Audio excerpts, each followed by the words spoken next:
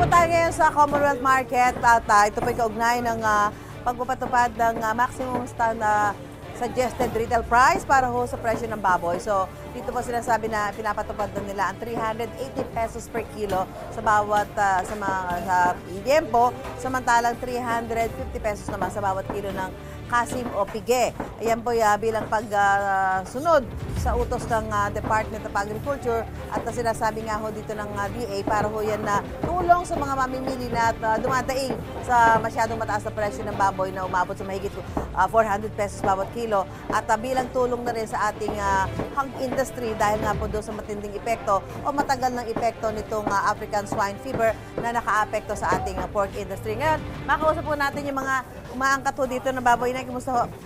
Ngayong araw po pinatupad na yung MSRP o yung maximum suggested retail price sa presyo ng baboy.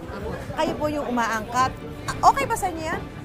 Sa ngayon po, hindi pa masyadong okay sa amin yun kasi mataas pa po ang angkat namin ng baboy. Halimbawa kayo po, magkano po angkat nyo?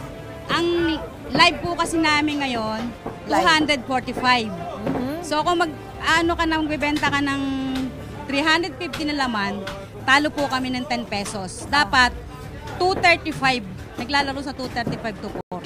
So, pero syempre, kailangan yung sumunod sa DA, no? Opo, Kailangan sa DA. ipatupad nyo yung presyo. Ano magiging epektong pangatagalan sa negosyo nyo? Ay, malaking epekto po sa amin yun. Dapat po, ang DA, nakiki-operate din po sa mga hog raiser. Okay. Yun ang po pinaka-importante.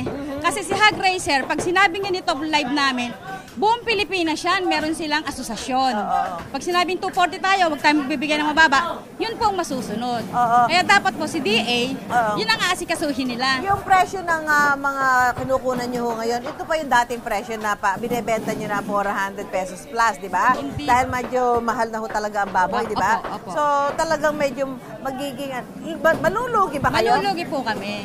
Kasi nagbaba kami ng retail at wholesale dito. Si farm naman po, hindi sila nagbababa ng live. Okay, Yun. Kaya hindi po namin kaya yung sinasabi nilang presyo. Opo. Yun ay papakiusap sana namin sa DA.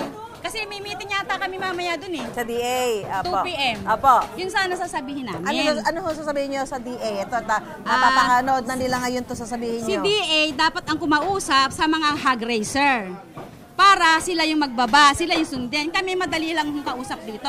Pag sinabi ni ganito na ang presyo natin, ganito, sumusunod po kami kahit hindi kami kumikita. So, paano naman kami papayag na hindi kami kikita? Nagbabayad po kami ng ilaw, tubig dito, pwesto. Kaya hindi po pwedeng, hindi kami kikita. Nung magbaba, starting today yan di ba? Opo. May napansin ba kayo kung dumami ho yung bumibili? Parang nawala nga po eh. Ang nabumibili? Bakit Parang hindi sila convincing na bumaba agad-agad. Dahil alam nila hindi kami makakapagbaba agad-agad dito. So hindi sila naniniwala, Opo. natutupad kayo. Opo. Okay, mga pangalan niyo uli, ma'am? Josie.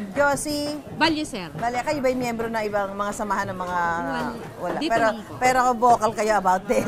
Yes, kasi lagi akong tini-interview ng taga-DA dito. Salamat po, ma'am. Ayan Sige. po, ayan po yung hinaing ng ilang mga umaangkat ho ng mga baboy na ibinebenta nga ho sa mga palengke at sabi nga, tutupad sila doon sa utos ng DA pero baka naman ho maka-apekto sa kanilang negosyo dahil hindi naman ho nagkaroon ng pagbabago o pagbaba sa presyo ng pag-angkat nila ng mga karneng baboy. Mula po rito sa Commonwealth Market sa Quezon City, back to studio po tayo.